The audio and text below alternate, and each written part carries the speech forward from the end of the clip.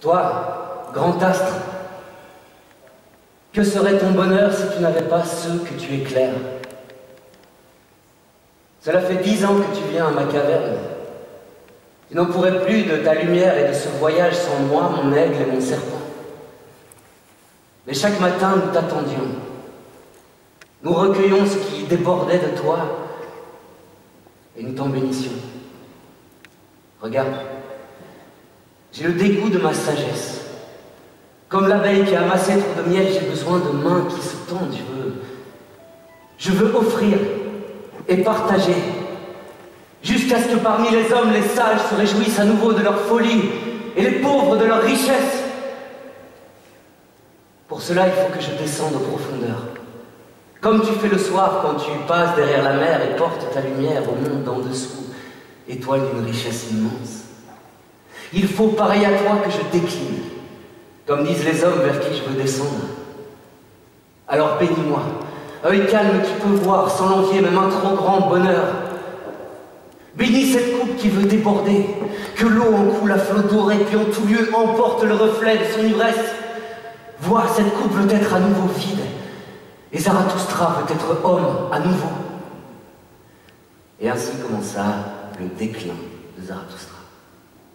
Lorsque Zarathustra arriva à la ville la plus proche, en lisière des forêts, il trouva sur la grande place un peuple rassemblé, car on avait annoncé le spectacle d'un funambule. Et ainsi parla Zarathustra à la foule.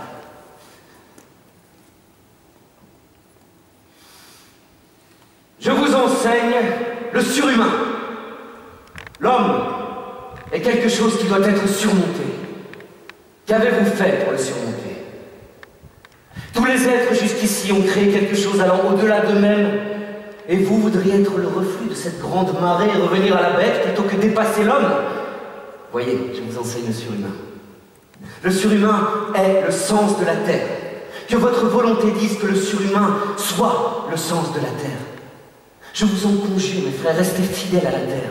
Et ne croyez pas à ceux qui vous parlent d'espérance au-delà de la terre. Oui, il y eut un temps où le blasphème envers Dieu était le plus grand des blasphèmes. Mais Dieu est mort, et morts sont avec lui tous ses sacrilèges. À présent, le plus terrible, c'est de blasphémer la terre et de placer plus haut que le sens de la terre et les entrailles de l'inexplorable. Il y eut un temps où l'âme regardait le corps avec mépris. Et alors ce mépris était ce qu'il y avait de plus haut. L'âme voulait le corps maigre, hideux, affamé. Ainsi croyait-elle lui échapper, comme à la terre. Ah, c'est grave. Elle était elle-même maigre, hideuse et affamée. Et la volupté de cette âme, c'était la crudité. Et vous aussi, mes frères, dites-moi encore, que vous enseigne votre corps au sujet de votre âme? Votre âme n'est-elle pas misère et saleté et satisfaction misérable? En vérité, l'homme est un torrent de boue.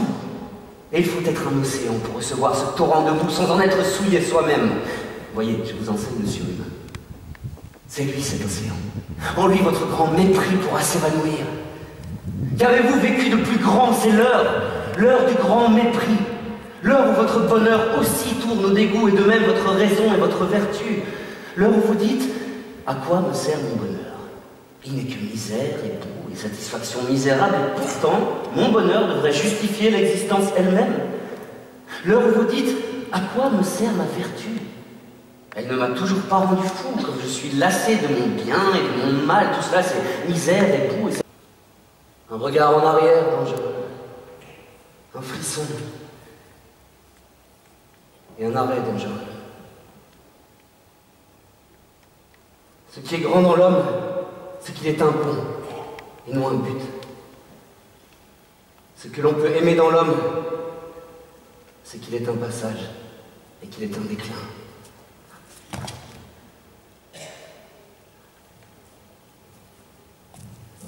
J'aime ceux qui ne savent vivre à moins qu'ils ne vivent dans le déclin et le franchissement.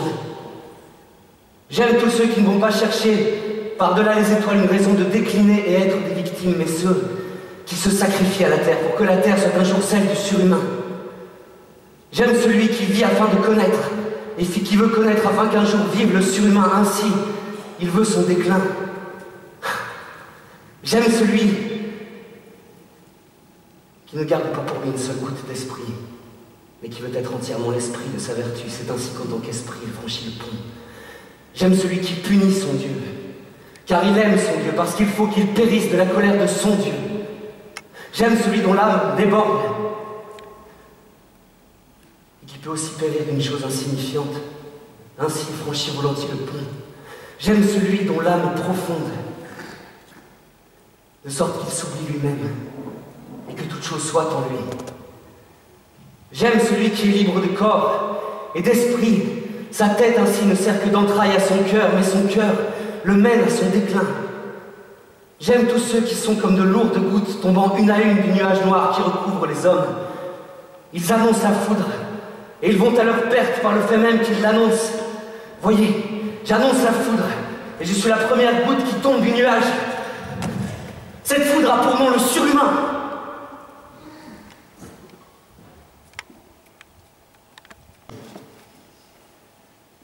Il contempla à nouveau la foule et garda le silence. Il reste là sans bouger et il rit, dit-il en son cœur. Ils ne me comprennent pas. Je ne suis pas la bouche qui convient à ses oreilles. Faut-il leur briser les oreilles pour qu'ils apprennent à entendre avec les yeux?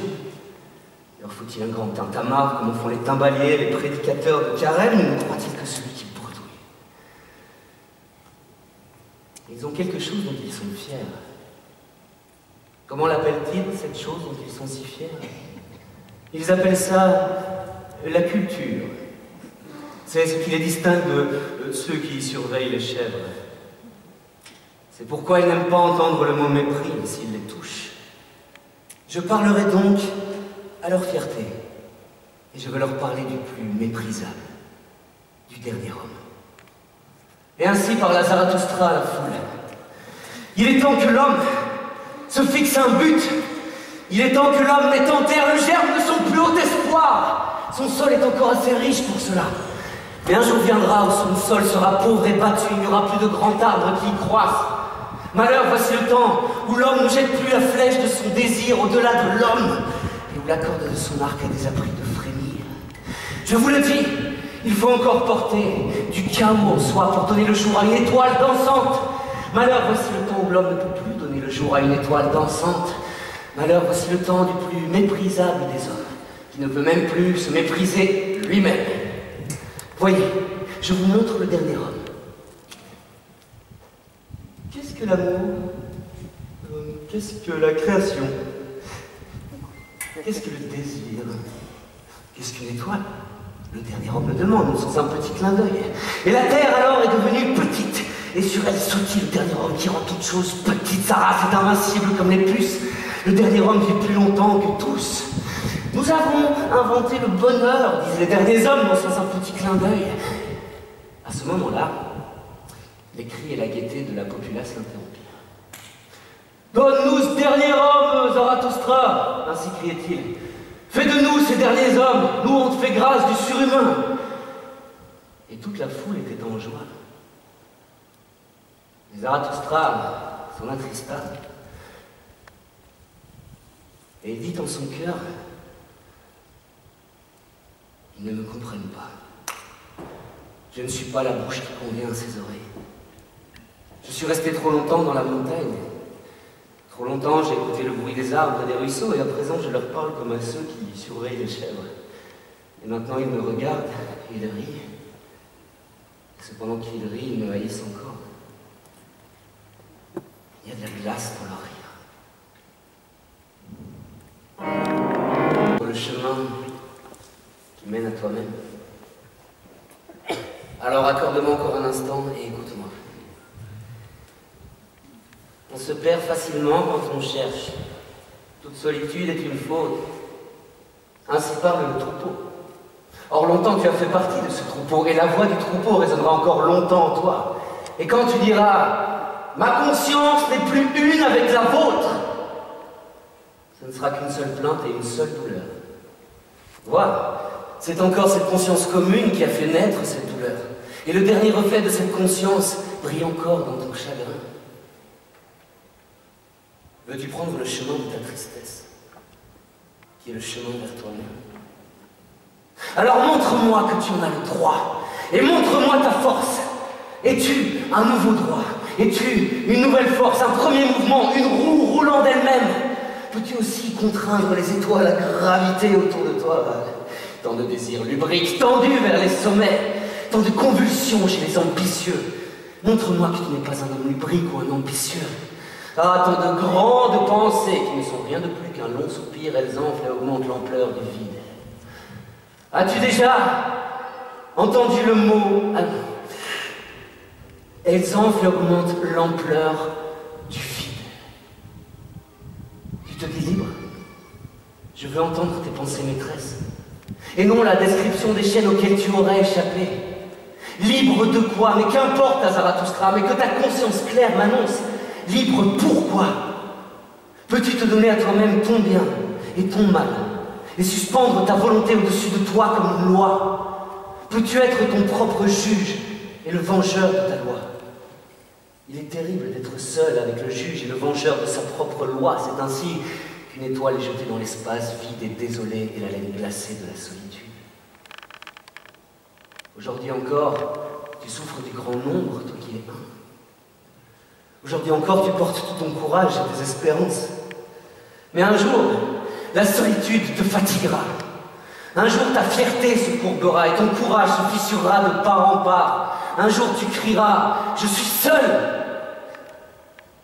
Un jour, tu ne verras plus tes hauteurs, mais tu verras de par trop près ce qui est bas, et ce qu'il y a de noblesse en toi se remplira de crainte comme un fantôme. Tu crieras un jour « Tout est faux !» Oui, il y a des sentiments qui tentent à tuer le solitaire. Mais s'ils n'y parviennent pas, eh bien que lui les tue. Mais peux-tu cela, être un meurtrier? As-tu déjà entendu le mot mépris, mon frère? As-tu déjà connu le supplice de ta justice? Être juste envers ceux qui te méprisent. Tu en as contraint beaucoup à réviser leur jugement sur toi et te le reprochent durement.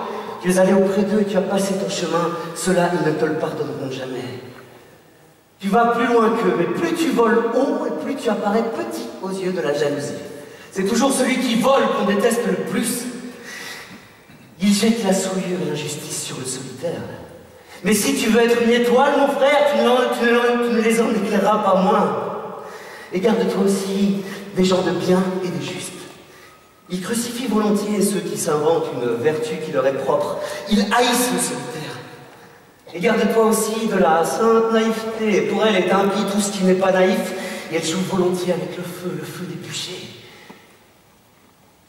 Et garde-toi aussi des accès de ton amour. Le solitaire est bien trop prompt à tendre la main au premier homme qu'il rencontre.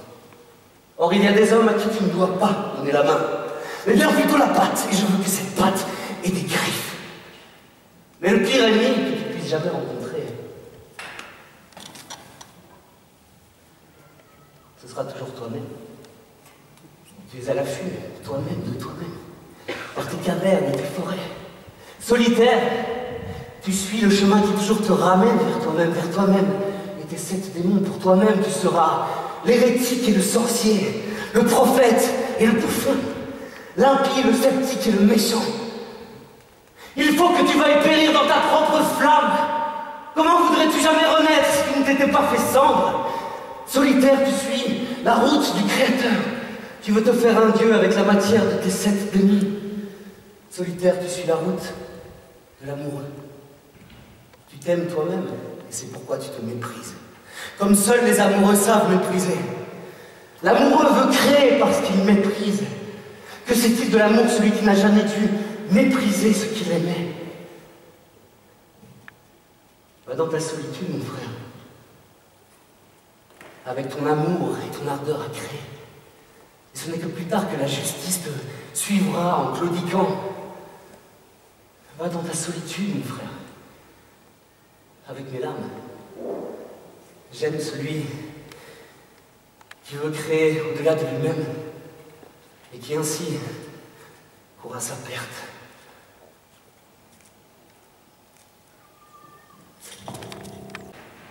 C'en était un qui ne voulait pas aimer, mais pourtant voulait vivre l'amour. J'appelle malheureux tous ceux qui n'ont d'autre choix que ceci. Devenir des bêtes féroces ou de féroces dompteurs. Moi, je n'aimerais pas habiter dans leur voisinage. J'appelle aussi malheureux ceux qui doivent toujours attendre. En vérité, moi aussi, j'ai appris à attendre et je l'ai appris à fond. Mais avant tout, j'ai appris à me tenir debout et à marcher et à courir et à sauter et à grimper et à danser. Car voici ma doctrine. Celui qui un jour veut apprendre à voler, celui-là doit d'abord apprendre à se tenir debout et à marcher et à courir et à sauter et à grimper et à danser. Ce n'est pas d'un premier coup d'aile que l'on conquiert l'envol. J'ai appris à grimper maintes fenêtres par des échelles de corde. Une jambe à l'air, je me suis hissé tout en haut de grands mâts. Et être assis tout en haut des mâts de la connaissance ne me paraissait pas une mince félicité. Comme les petites flammes qui vacillent. Petite lumière, certes, mais grand secours pour les marins égarés et les naufragés.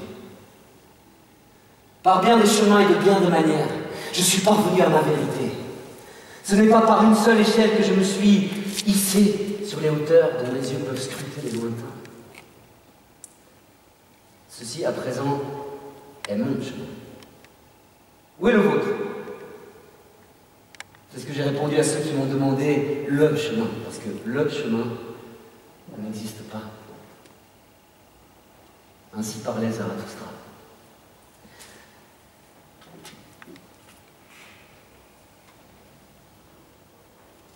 Je suis sur une falaise nue, enveloppé d'un manteau de nuit. Depuis ces hauteurs désolées, mon regard descend jusqu'à un pays couvert de fleurs. Je vois s'envoler un aigle qui, avec le courage de la jeunesse, s'élance à la poursuite des rayons dorés, puis montant s'enfonce dans les brasiers éternels. Homme supérieur, que vous semble-t-il? Suis-je un prophète, un rêveur, un homme ivre, un interprète des songes, une cloche de minuit, une goutte de rosée, une vapeur et un parfum d'éternité? N'entendez-vous pas? Ne sentez-vous pas? Mon monde vient juste de toucher à la perfection. Minuit, c'est aussi midi. La douleur est aussi une joie. La malédiction est une bénédiction. Midi, un soleil. Allez, partez. Vous méditez ceci. Le sage est aussi un fou. Oh, mes amis, c'est que vous avez également dit oui à toutes les douleurs.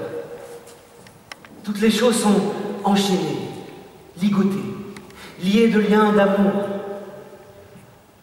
Avez-vous jamais voulu que ce qui a eu lieu une fois advienne de nouveau?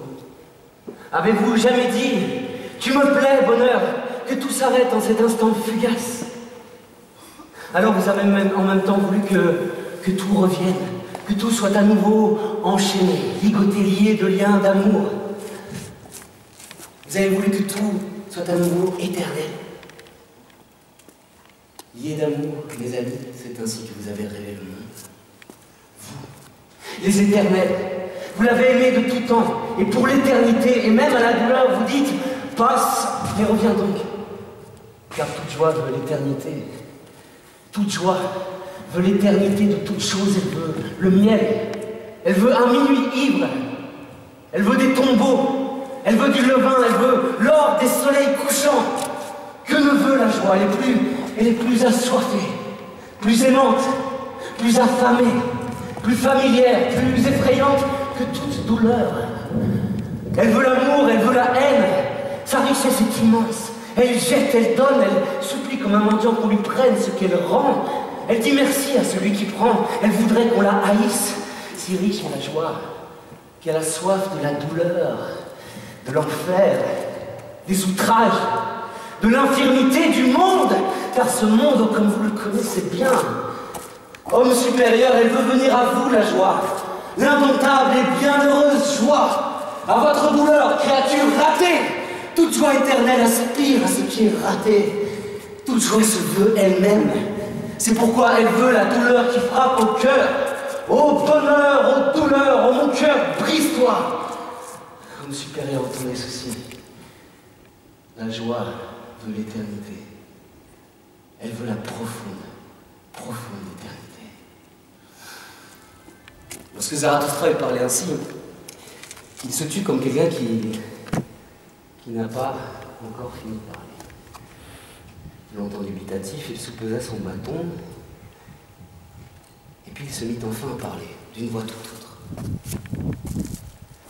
À présent, je vous ordonne de partir. À présent, je m'en vais seul, mes disciples. Partez. Allez, loin de moi. Chacun de votre côté, c'est cela que je veux. Vraiment, je vous le conseille, partez loin de moi et méfiez-vous de Zarathustra. Peut-être vous a-t-il trompé. Ou mieux encore, ayez honte de lui. Allez. On repaie mal un maître de ses efforts en demeurant pour toujours son élève. Mais pourquoi n'arrachez-vous pas les fleurs de ma couronne? Vous m'honorez. Et quoi? Si un jour votre vénération se ravise. Gardez-vous d'une statue qui tombe, qu'elle ne vous écrase. Vous dites que vous croyez en Zarathustra. Mais qu'importe, Zarathustra. Vous êtes mes fidèles. Qu'importe le fidèle, quel qu'il soit.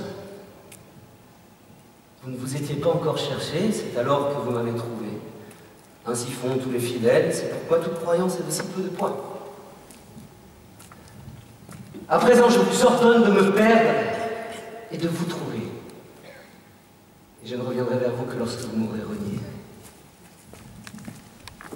Et les enfants d'un espoir unique.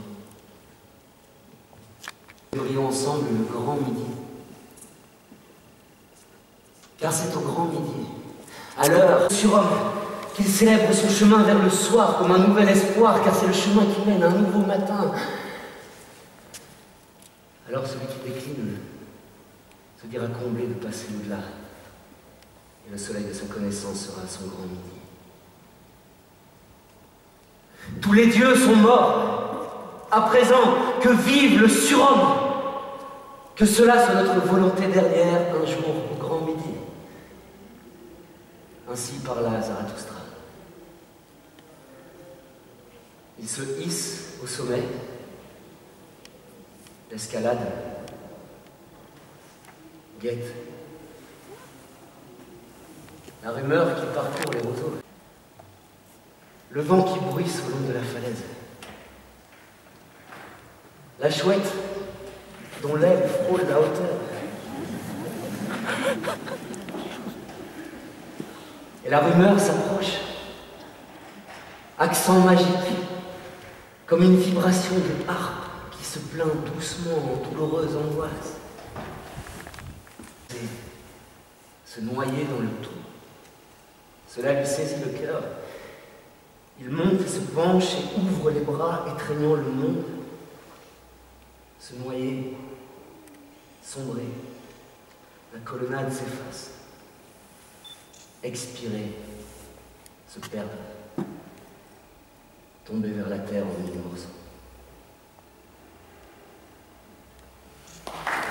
On ne sait pas. Si vous écrivez qu'avec un crayon et vous faites du contrepoint, vous ne sentez rien et vous ne faites rien sentir. Ce qui est très très important dans la thématique qui est celle de ce festival, ce que les héros nous enseignent, c'est de comprendre que Nietzsche est déjà un héros tragique. C'est un héros tragique parce qu'en fait, il aurait donné père et mère n'importe quoi pour être un compositeur. Parce que c'était quelqu'un qui a reçu une petite formation musicale, comme dans la bonne bourgeoisie de l'époque. On en recevait, c'était bien avant l'ère du phonogramme, c'était bien avant l'ère de la photographie, on savait dessiner. Les jeunes hommes écrivaient des poésies pour attirer l'attention des jeunes femmes, vous imaginez. Aujourd'hui, ils envoient des textos, c'est pas mal non plus. Donc tout le monde sait faire un peu de piano, tout le monde sait faire un peu de dessin. Et Nietzsche découvre ce plaisir addictif de l'improvisation, la naissance de l'idée musicale, quelque chose qui vient dont on est à la fois l'inventeur et le découvreur. Mon Dieu, est-ce que c'est moi qui ai fait cela? C'est moi qui ai écrit cette mélodie? C'est pas possible, c'est trop beau. Waouh, c'est moi quand même. Est-ce que c'est moi qui ai écrit cette belle parole, cette poésie? Est-ce que c'est moi qui ai fait ce beau dessin? Le mirage, vrai, miraculeux et illusoire à la fois de la création. Voilà la maladie vitale de Nietzsche. Il rencontre Wagner, on va faire court. Wagner, c'est de la drogue dure. Quiconque a écouté du Wagner, c'est ça. C'est quelque chose qui vous prend, qui vous possède. Et alors la question se pose en face de toute possession. C'est bon ou c'est mauvais? Est-ce que dans les amours, on aime son malheur, parce que l'amour débouche toujours sur le malheur, ou est-ce qu'on aime l'amour malgré le malheur? Nietzsche est un improvisateur. C'est quelqu'un qui vit la naissance de la musique. Il est incapable de construire une œuvre. Von der Wissenschaft. Strauss, par contre, aucun problème. Il traverse le métier sophistiqué de la musique déjà post-romantique. C'est un post-wagnérien. Il est une génération plus jeune que Nietzsche. Il fait ce qu'il veut, lui. Vous avez entendu cette musique. Cette musique, on dirait qu'elle sort du cœur, parce que justement, nous avons des pianistes qui ont du cœur. On pourrait la jouer dactylographiquement. On pourrait juste jouer les notes comme des pianos-là. L'importance ici, c'est que Thomas met toutes ses tripes et son physique, il l'incarne, il le dit, il le vit, il crie. Vous n'avez peut-être pas entendu le mot, la phrase, elle est passée trop vite, mais vous avez été réceptif à sa force vitale. Vous ne pourriez peut-être pas rechanter note pour note ce qui vient de passer, mais vous avez senti l'ouragan. Nietzsche a senti l'ouragan. Et il se dit, c'est là. Il entend Wagner, il dit, mais Wagner, c'est le compositeur que j'aurais voulu être. Total Kunst, l'art total. Ah, je fais la musique avec des gens qui chantent leurs petits problèmes de santé.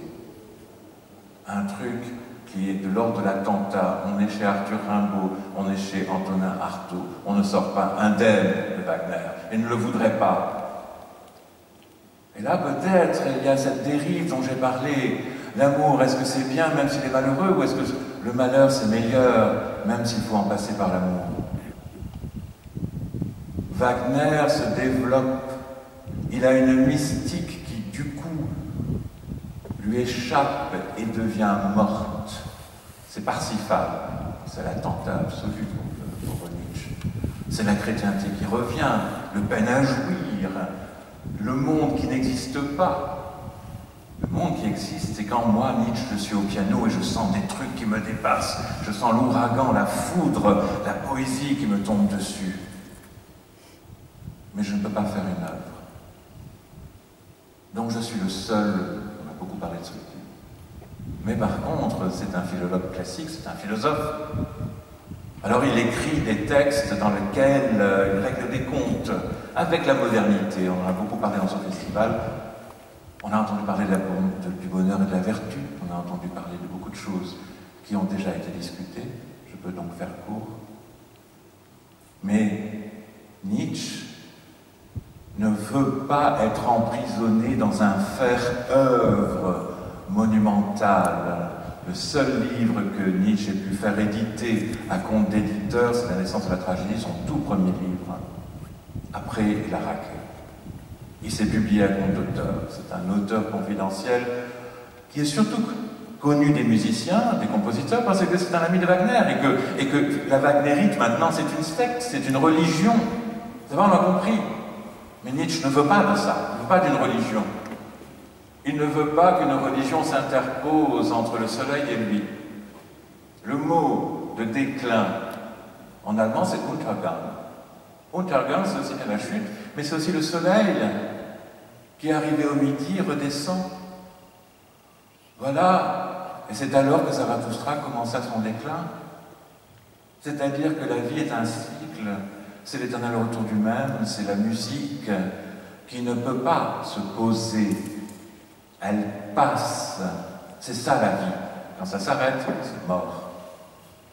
Quand ça ne bouge plus, c'est mort. C'est alors qu'on l'appelle culture. C'est alors qu'on l'appelle l'art. Il faut faire très attention à la monumentalisation. Alors qui est Wagner? Wagner, c'est le malheur de Nietzsche. C'est un musicien héroïque, c'est un musicien pour héros, qui met en scène des héros, qui fait appel à des ténors qui s'appellent des Heldentenor. C'est-à-dire qu'il faut y aller avec tout ce qu'on a. Mais il y a un moment où ça a été coupé de la lumière du soleil. Ça ne vit plus. Ça tombe dans le stéréotype, la formule. Mais attention, dans Wagner, quand ça vit, ça fout droit. Strauss, post-wagnérien. Son père jouait du corps merveilleusement. Wagner avait besoin du papa Strauss et lui passait d'ailleurs ses insolences. Et le père négociait pour que le fils puisse avoir une petite ouverture quand même. C'est un brillant compositeur, virtuose, génial. Strauss, il doit dépasser plein de choses. Dimension héroïque et nietzschéenne de Strauss. Le métier d'une sophistication folle, on l'a entendu, qu'il maîtrise à merveille. Mais une inflation paroxystique. Ah, tu veux que ça gueule, mais je vais te faire gueuler le truc. Strauss écrit Electra, la première chanteuse qui a écrit le rôle dont le nom m'échappe parce que l'émotion est très grande. J'avais préparé ça. Elle disait, mais nous étions hystériques. On entre en scène, on hurle hystériquement, et puis quand on a fini, ben c'est fini. Ça, c'est Electra. Salomé.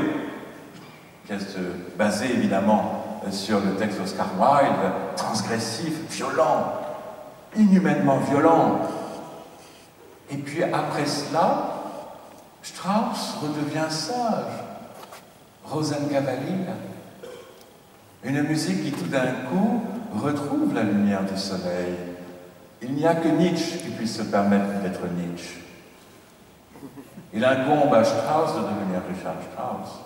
Il vous incombe à vous d'être ce que vous êtes. C'est dans le texte. Faites bien attention de ne pas être séduit par la musique du texte. Ah oui, il a dit ça, etc. Mais il a dit avec une telle force, moi je suis venu pour la force. J'en manque tellement. C'est aussi dans Nietzsche. Nietzsche, c'est pas vraiment Gérard Depardieu. Hein. C'est pas quelqu'un qui va bien. C'est pas quelqu'un qui est en bonne santé. Strauss, ça va. Il peut tout faire, y compris arrêter de s'énerver pour s'énerver. Il redécouvre le beau son. Il redécouvre quelque chose qui est son dépassement de l'héroïsme pour l'héroïsme vers quelque chose qui est la paix et la sérénité. Mais il y a une tragédie de Strauss. Il vit assez longtemps pour voir l'Allemagne nazie prendre le pouvoir, saloper la culture, la détourner. Strauss, c'est quelqu'un qui prend en taxi le chemin d'un camp de concentration pour essayer de libérer la mère de sa femme qui se fait jeter et engueuler par Goebbels qui le menace d'un revolver. Strauss, c'est quelqu'un qui voit tous les lieux magnifiques de l'Allemagne pré-nazie s'effondrer sous les bombardements les uns après les autres, au Terrain de Munich. Brisker, c'est quelqu'un qui écrit après une musique de réconciliation. Die Lieder, Métamorphose. C'est quelqu'un qui a été le témoin d'une période qui, elle, était démoniaquement héroïque. Strauss, c'est quelqu'un qui dit à Nietzsche, oui, la vitalité de la création, mais oui, à cet effet réconciliateur de l'art pour les autres. La solitude est un destin de Nietzsche critique qui atteint le mépris, mais après le Untergang, le soleil le lendemain matin se relève.